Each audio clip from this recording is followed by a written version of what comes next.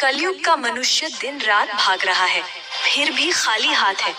आज मुझे सिर्फ 3 प्रश्नों में मनुष्य की 3 सबसे बड़ी भूल बताइए। ध्यान से सुनना पार्वती, क्योंकि ये सत्य कड़वा अवश्य है, परंतु यही मोक्ष का मार्ग है। पहला प्रश्न प्रभु, मनुष्य का अपना सच्चा साथी कौन है?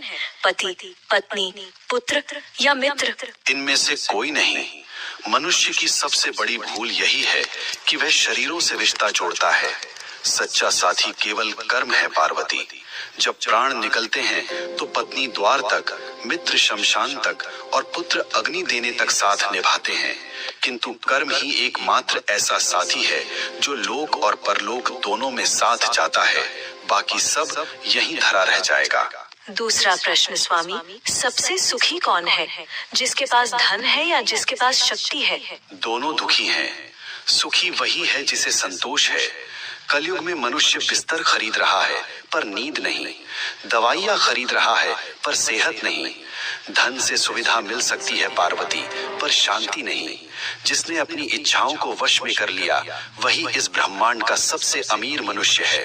अंतिम प्रश्न प्रभु, मनुष्य आपको पत्थर की मूर्तियों में ढूंढता है, तीर्थों में भटकता है, आप वास्तव में कहाँ मिलते हैं? मैं विश्वास में हूँ और मैं सेवा में हूँ।